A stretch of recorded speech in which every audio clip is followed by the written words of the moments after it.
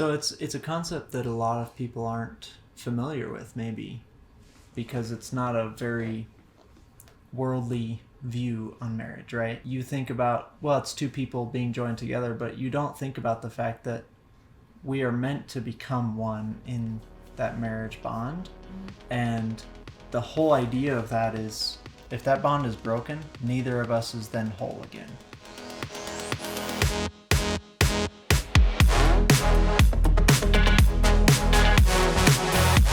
Welcome to episode 11. Woo! 1-1!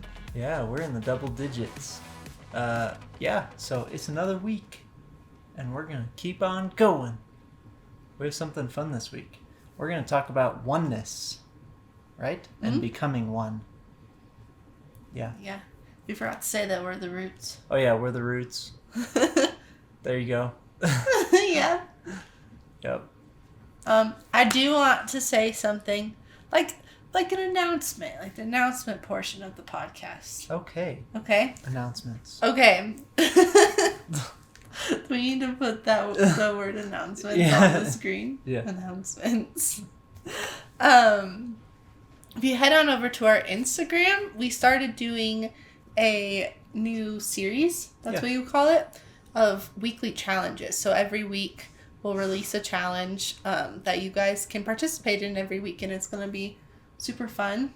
And we are posting updates on our story throughout the week as we're doing the challenge as well, and we'd love to see how everybody else is doing on their challenge if they want to tag us in it. So yeah, if you don't follow us on Instagram yet, our handle will be down in the podcast notes. Yep.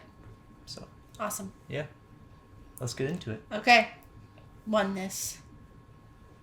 Oneness. What do you have to say about it? It's a fun concept because what we do when we get married is we are two people becoming one, right? That's the whole idea of marriage in the Bible. Yeah. And when we say becoming one, we don't mean sex. Yeah. I mean, that's part of it, but that's not the part we're focusing on. Right. Yeah, it has a deeper meaning than just you're going to do that. Because becoming one isn't just, hey, we did it, therefore we're one. Right. It's like, it's a constant thing that you need to keep up. It's not a, like, check that off my list, we are now one. It's something that everyone is always aiming towards their whole marriage, and no one's ever going to reach it, but you can get closer and closer and closer. Absolutely. So, sorry if I cut you off. No, I just felt like okay. I needed to put that in there. That's all right. So it's a concept that a lot of people aren't familiar with, maybe, because it's not a very worldly view on marriage, right? Mm-hmm. You think about, well, it's two people being joined together, but you don't think about the fact that we are meant to become one in that marriage bond. Mm-hmm. And the whole idea of that is, if that bond is broken, neither of us is then whole again. Yeah. Right? And so that's why you get there's so much pain when it comes to separation from marriage. And I would say there's even pain obviously there's pain from when you've been dating someone and you break up. There's pain with that because you were growing some sort of bond. Mm-hmm. And that bond is to move into our oneness bond as a married couple. And so no matter what, we're gonna, if you two come apart, you then are both broken, and it's really hard you're never going to be the same. Yeah. Yeah. But that wasn't the whole point of this podcast. The biggest thing was separating from our families. Yeah. Right? The whole concept of once you get married, you're forming your own family. You're not joining into another family. Yes. I think that's something that a lot of people make the mistake of, is we get married, and so therefore I'm joining your family and you're joining my family. Right. And I'm not saying that's not true. There's an aspect of that. That shouldn't be the most important thing, and it is to most people. Yes. The most important thing should be, we're getting married. Yes, that means you're joining my family and I'm joining your family, but above all of that, we're making our own new family. Right. Yeah. And it becomes a real challenge with traditions, especially because everyone grows up with different traditions in their family, right? And so you have to be really careful with defining those traditions for yourselves, creating new traditions for your own family, and figuring out what things are we going to participate in each of our extended families is what we're going to call them, right? Our parents, essentially. And it's a real challenge, especially like around the holidays and stuff. We've heard some really different and hard things that people have chosen to do, and it's like, that's how they make it work, right? Yeah. I feel like we still haven't totally figured all that out yet. No, and it's going to change as our life changes. Yeah. I think we've done a lot of, especially Christmas, we don't spend much time as our you, me family, and we make sure to fit in everything that all of our extended family wants to do to make sure they're happy. Right.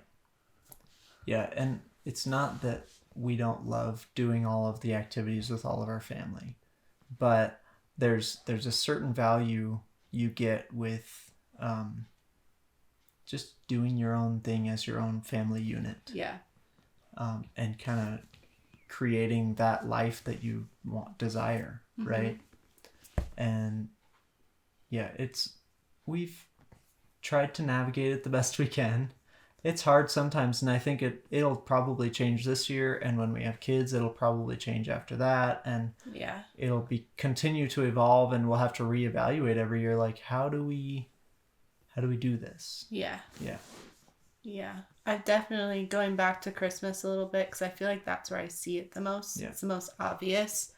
I almost every year I just think like it becomes very obvious that we're not a family, you and me. We're part of each other's families. And in that aspect, yes. That needs to change a bit. Yeah. I feel like it's just exaggerated in that part of the year. Yeah. Right? Because we do a lot of stuff on our own. Yeah, I shouldn't have said we're not a family, you and me. Right. But like when holidays come around and things become really important to other people, we don't prioritize our own family. We make sure all of those other people are happy and got to do all the activities they wanted to do and got to celebrate the way they wanted to celebrate. And then we go, either there's no time left for us, or we just spent 3 days of Christmas fitting in all of our family. I'm too exhausted to spend another day just you and me trying to celebrate Christmas. And so it doesn't happen. Yeah, and the challenge is like, that was a choice we made, right? You could make a choice to say, nope, we're not doing stuff with the family. If you guys want to give us gifts, great. But otherwise, we're just doing stuff on our own. Yeah. Right? And we know people that have chosen to do that. But family is really important to us. And we're both really close with our families. And so we are trying to fit that in and try and figure that part out. So... yeah, it's not something that we've totally figured out yet, so I can't give you all the answers. But it's just something where we need to be more aware of it. Not that it's bad to do, spend time with our family, but especially knowing my personality and being a people pleaser, I'll be like, oh, whatever everyone else wants. Yeah. Doesn't matter if there's any time left for me, as long as everyone else is happy. And really, I should say, yes, we can totally fit in your stuff after we are able to get our own family time in, because the you and me family should be the most important family to you and me. Right. Absolutely. Yeah. It's easier for us to dismiss it right now because we don't have kids. Yeah. Right? And so it feels less like, well, we need to do experiences for our kids and stuff like that. But there's still a ton of value when it's just you and me, because we need that in order to grow as a family. Yeah. So this wasn't meant to be a Christmas podcast. No, it wasn't. That's the best example I can think of. Yeah. What are some... Do you have any like tips or suggestions of little things people can do to try to grow in oneness as a family? There's the two of them. The first thing that comes to mind is learning to say no to our families. Just people in general too. Well, like just friends, to anyone, family. yeah. Learning to not take on every obligation or every request for your time, essentially, right? And we need to build in time for each other. Mm-hmm. And our whole family, if people have kids, right? Mm-hmm. Learning to build in that time where it's like, we have 10 people asking for our attention. We need to make sure that we are putting our attention into ourselves. Mm-hmm. So learning to say no, I think, is a big one. That even we are struggling to figure out stuff. I am not good at saying no. Right, because we just want to do everything. And because of our position and like not working a regular job every day, we feel like, oh, well, we can adjust our schedule to do that. But what ends up happening is work gets neglected or our family gets neglected. Yeah. Yeah. How about you? I would say for anything that comes up, your first thought should be of your spouse. Yeah. And, I wonder what they want to do. Let me talk to them first. Yeah, kind of going back to, was that our first episode? Where it's like, let me talk to my spouse first? So think of them first and then use that thought of them as a way to communicate with them. Instead of me saying, hey, my family asked us if we could go to dinner. Was that okay with you? Are you up for that? Yeah. That's a better thing to say than, hey, my family asked us to go to dinner. I said, yes, we're going tonight. Right. I'm telling you what to do. Yeah. Yeah, for sure. And our family, our parents have been really good at that, and our siblings, I guess. Yeah. About recognizing that we've created that pattern where we check in with each other a lot. There are some things that we don't, and it actually often creates conflict. Mm-hmm. Because it's like, you didn't check in with me on that. And so there's definitely that's really nice. Yeah. Yeah, it's a good idea. I think also you need to always put your spouse first. If your spouse is saying, I'm really exhausted, I really need to go home, you need to put their needs before your own and before everybody else's. Yeah. Instead of saying, I'm not ready to go home, or I still need to do this, or listening to them, and still you need to make them your number one. Yeah. Your number two. God's number one. You need to make them your number two. And little things like, oh no, I'm not ready to go home, is gonna push them lower and lower down on your list. Yeah, for sure. So things like that. And I know you've made that clear to me when I've said, I'm really not up for going tonight. You need to still go because it's your family. And you'll say, no, yes, they are my family, but you're my number one family. Right. And if you're not going, then I'm not going either. Right. And there are certain times where you do go where it's like, this is really important. This is important. And I'm not... We at least need to have a presence there. Yeah. And I'm not going to be mad at you, but there's times where it's like, if you just say, I don't care what you think, I'm going, you do whatever you want. Like, that's not oneness. That's you two living two separate lives. For sure. And you need to live your lives together. Yeah. So it's not, you do what you want, I do what I want, but we live together. Yeah. Am I explaining that well enough? Yeah, it is. It makes sense. So I feel like that comes up often where it's like, we're married, but I still want to be independent. I don't want to lose my independence. So I'm just going to do what I want. You just do what you want. Yeah, but you shouldn't have signed on the dotted line if you wanted to be independent. Yeah, it starts to separate you. Yeah, it does. So not saying you have to do everything together, but like, if I'm sick and I can't go to a family dinner because I'm sick, you shouldn't be like, well, that sucks for you. It's my family. I'm going. Right. you should probably say, I'm not going to go either because you're more important and I want to stay home and be with you. Yeah. Or even just checking in and saying, are you feeling well enough that you are okay just to hang out with the dogs and just be, or do you need me here to take care of you? And some of that takes a certain level of honesty. Of course. From both sides. From both sides saying, I do need you to stay home with me. Yeah. Or like, it's okay if you go. Mm-hmm. And you need to mean it when you say it. You can't say it's okay if you go and then be mad and resent them later because you said it was okay. So you need to be okay with it because you said that. Yeah. And when you're talking about being honest with ourselves, I think we all have this self-talk where it's like we try and justify the other person's actions, and it's like, oh, maybe, some of us where it's like, maybe my feelings don't matter that much, and I just need to get, Because I get it stuck in my head a lot. It's like, oh, it's your family. You need to be there for them because they need you because you're their family. Yeah. But I wasn't born into that family, so I'm not as important, so it doesn't matter if I'm there or not. Exactly. Yeah. Kind of thing. Yeah. And that's a toxic way of thinking that I need to learn how to break. Yeah. We're taking steps to move forward in that. Yeah. Yeah. Are there some exercises or habits that we can put in place to help in our oneness with each other, in our bond?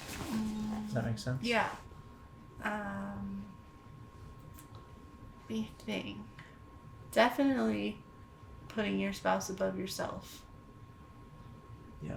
Because being selfless. Yeah. Yeah. It's easy to put yourself above everybody else, but to put your spouse above everybody else, especially I think it's harder with your own family. People, you grew up with them, and now suddenly there's this other person that you need to put first. It's hard. Yeah, because there's a certain way that you're used to doing things. Like you grew up a certain way, I grew up a certain way. That's what we're used to, and then suddenly, it's all different. You kind of need to start from scratch. Yeah. You can't be like, oh, well, this is the way I do things. This is the way my family does things, because you're not your family anymore. Yeah. Now, with little things, like when you first get married, right? Mm-hmm. There are little things when we start living together, right? It's like, oh, I never thought about doing it that way, or my mom never did that way. And then I think, well, maybe I'll try and do it that way. Mm-hmm. And it's like, wow, I really like doing whatever that is, right? Yeah. Maybe it's like using a sponge for dishes instead of a brush, right? That's a big one. That a lot of people are like, I don't know, Did you grow up in a sponge family or brush family? I grew up in a brush family. I grew up in a sponge family. See? And what do we have now? A hybrid sponge. It's basically a sponge. Yeah. And we have a brush that we don't use very often. But it's there. I have a bottle brush because my hands don't fit for like cups and bottles. Mm-hmm. Yeah. But one of the big practices I think for us, probably number one, is praying together. Really bonds us. Yeah. In a special way. Yeah. Like praying out loud, both of you being able to pray together. Yeah. It really, I don't know, it solidifies this bond, and I think a big part of it is if both of us are able to be vulnerable in that space. Yeah. And we're just coming to God together we're both exhausted, and we just, I don't know, feel that weight, and we want to carry that weight together, and seeing each other bring our problems to God helps us have more confidence in each other. Yeah. Yeah. Prayer is a very vulnerable act. Yes. And doing it together. Authentic prayer, I want to add. Yeah. You can have the standard things that you hear everyone pray, like at meals and stuff, but it's not the same. Yeah. That's not what we're talking about. Yeah. Sorry, I didn't mean to cut you off. No, that's a good point, because, there are things where you sit down and go. Have you ever gone to a new house and you sit down, the family's like, let's pray, and then they like all recite like the same thing like it's a script. It's so awkward. And you're like the awkward one sitting there like silent. I don't know what we're saying. I don't know the script. What? Yeah. You know, it's still a good habit to pray, but that's not vulnerable prayer. Right. That's not you just sitting down and having a conversation with God. Mm-hmm. And, you know. Yeah. So, yeah, prayer. I think also praying by yourself, specifically for your spouse. Yeah, that's something we talked about last week. Yeah. Did we talk about it on a podcast we didn't or just together? Just together. We could make a we podcast mentioned out of doing that. a TikTok about it, but the big thing was like there's so much. The best thing I can do for you is pray for you, right? That can be better than me serving you in a tangible way. Yeah. Because even if I don't tell you, hey, I prayed for you, now, because you need the words of affirmation, you love it when I do that. Maybe. But the point is, God can do so much more than I ever can. And so why should I choose not to pray Yeah. for you when, like, you are my life, right? Mm-hmm. So. You're number 2. Yeah, number 2. Yeah. Number 1 fam. Number 1 fam. Number 2 in my life. We put that on a t-shirt. Yeah. Yeah. I think prayer is really important. I kind of hijacked your point there, sorry. No, it's okay. Yeah. Don't remember what. I just know you're talking about prayer. Yeah. Trying to think of other things that are. Doing difficult things together is something that helps you bond to one another. It can be hard because it can create conflict. Like when we work out together, you hate working out. And so, okay, it depends on what the workout is.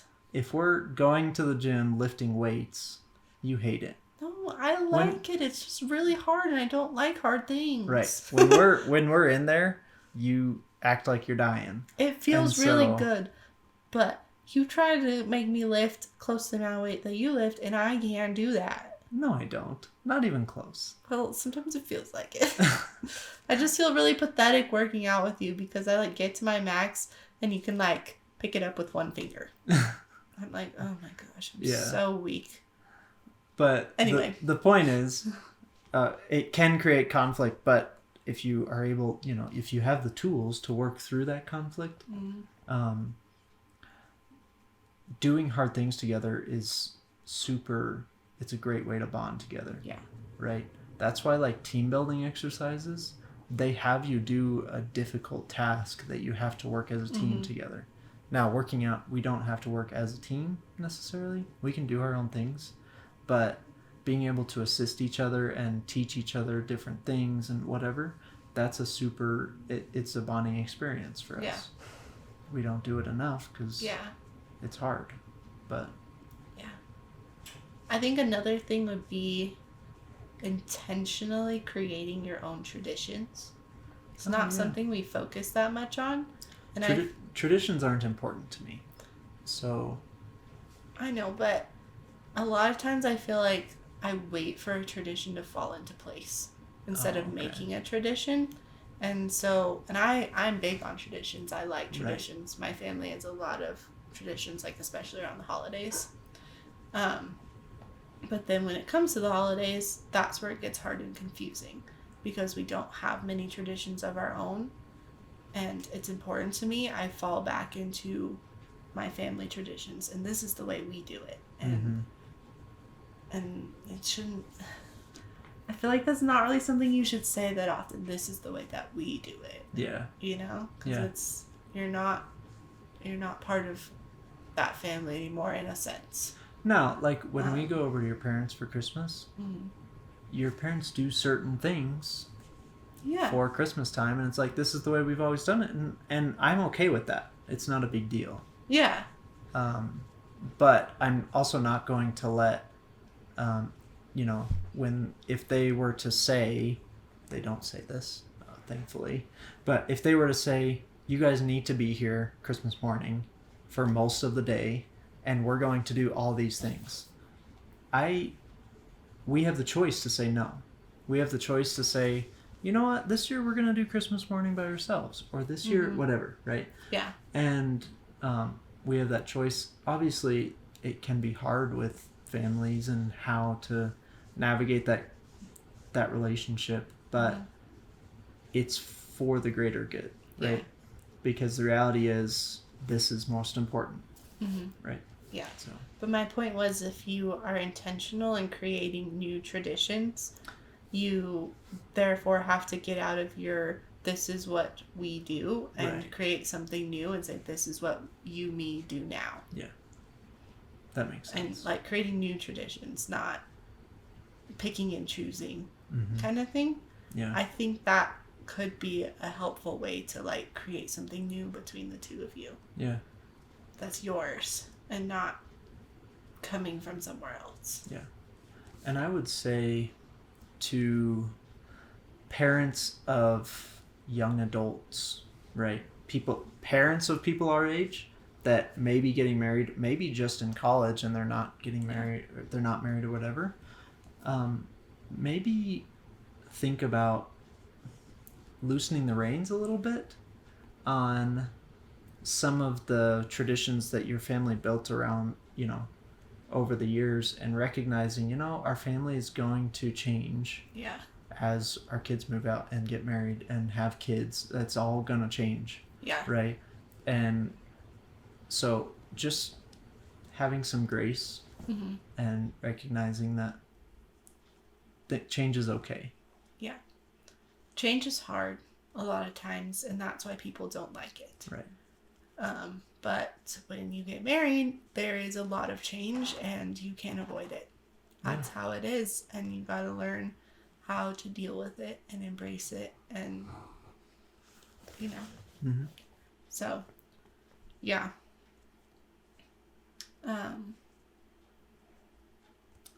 What more about oneness? Oneness. Oh, we forgot a really important one. Okay. We have to have sex regularly to build our oneness. Yeah. Regularly, like every single day. Every single day. If you are a good Christian couple, you are having sex every day. At least. No, you are not. Well, I mean, if you want to, go for it. Yeah. I am not going to stand in your way. But that's a myth. You don't have to have sex every single day for it to be a good, healthy relationship. Right. And I don't think a relationship should be built on sex in the first place. No, it's not about building it on sex, but it's a bonding experience. Everyone knows that. Yeah, it's another one of those really intimate things, and I would put prayer and sex like in the same category of. Oh, interesting. Okay. Of they're just more intimate activities. Right. Not saying they're the exact same, but yeah, because of the amount of intimacy and vulnerability that are required for that. Yeah. Yeah, that's a good perspective. I hadn't thought of it that way. Yeah. I remember it took us several months, if not a year or two after we got married, to really like feel comfortable praying together. Right. We didn't really even pray together at all when we got married. Right. No, it wasn't a habit that it was uncomfortable. Yeah. Yeah. But yeah, that was the big one I forgot. Sorry. Yeah. Sex is important. It is. Yeah. Yeah. Not every day. Once a week. But I think is valuable. Yeah. It does. I think once a week is a good goal if you're not there. Yeah. Good, healthy sex does make you feel closer to your spouse. Yes. And I don't know. I've never heard any other way. Like, maybe there's a way that good, healthy sex won't bring you closer to your spouse. I don't know, but I have never heard of that perspective, and I can't think of an example. So, yeah, someone can give me a reasonable example of that someday, then I will take that back, but No take backsies. no take backsies. Good healthy sex brings you closer to your partner. Yes. Your spouse. It does. Yeah. Yeah. There's definitely something to be said about the power of the bond that's created when you have intercourse, right? The power of sex. I don't know. It's yeah. There's a lot that goes into it. There's emotional and spiritual and obviously physical and Oh yeah. yeah. There's a lot of pieces that go into how you actually are connected with your partner. Sex is a bonding thing. Yeah. That's why it can be so dangerous. Absolutely. Because I don't even know where we heard that from. I've heard it so many times.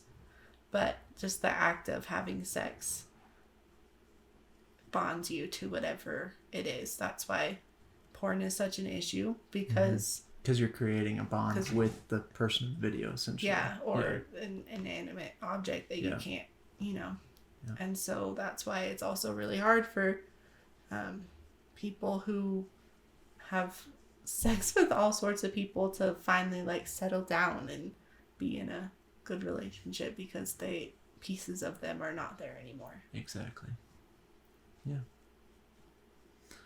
So, I think that's a pretty good... Yeah. I think it's just important to, just even spend time with your spouse. It creates oneness. Mm-hmm. Where I'm going with that, I saw on Facebook one time someone posted something about...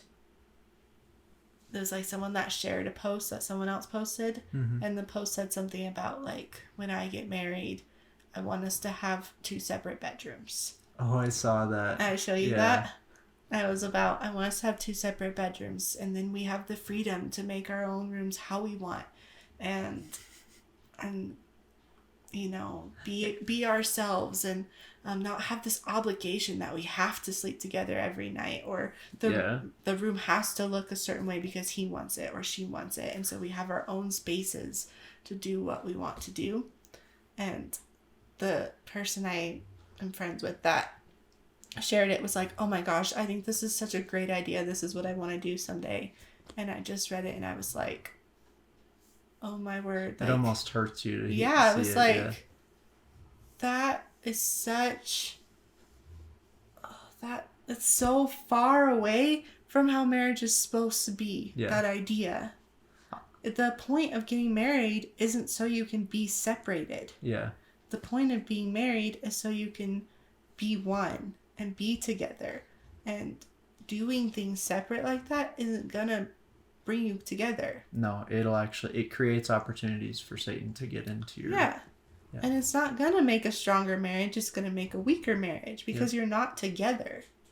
Yeah. So I'm not saying you can't spend time apart. You can't have your own spaces. I think it's cool to have your own space. Apart time is important. Yeah.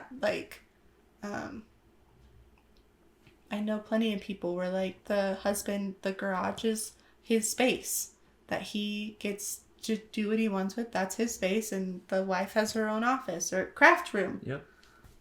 That she gets to do what she wants. But especially the bedroom, it's just another one of those intimate spots where it's this is where we sleep together. This is where we do it together. Most of the time.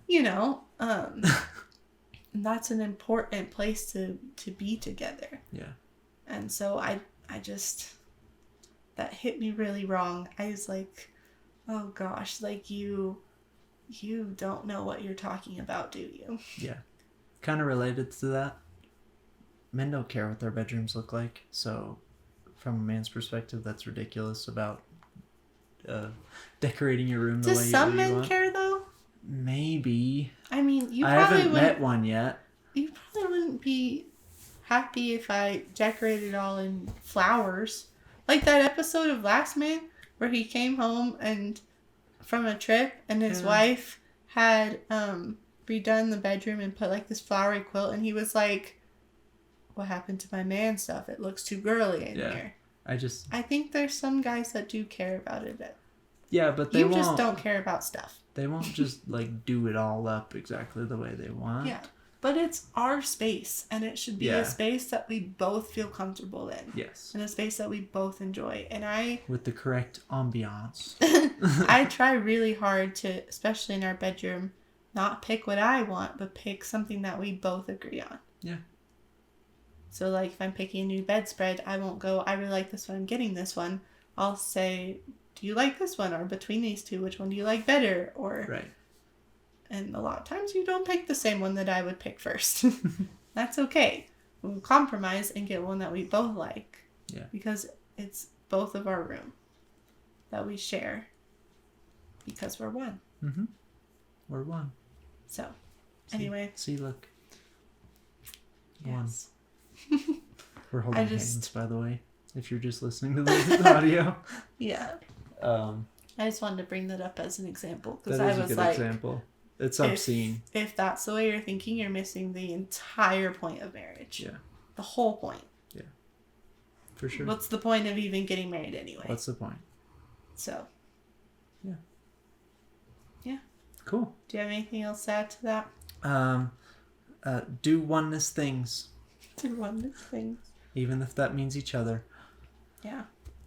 I would like to hear if anyone has any other good ideas of ways to build oneness. Oh, yeah. I feel like we gave a couple examples, but I'm sure some people have other things that they've we've tried this and it works for us, or maybe just some other ideas that make you feel more connected and make you feel, for sure. If you are listening to audio only, you can't just comment. So reach out to us on Instagram, Facebook, TikTok. On our website, there's a contact section. Yes, you can email us from our website. Yeah. So, yeah. Awesome. Anyway, that's about it. Mm-hmm. Yeah. Grow in oneness. Yep. What's the opposite of oneness? Apartness. I was going to say isolation, but yeah. Yeah. Separation. Mm-hmm. Yeah. Not good stuff. All the bad things. Yeah. Okay. We're going to stop now. Okay. Bye then. Bye.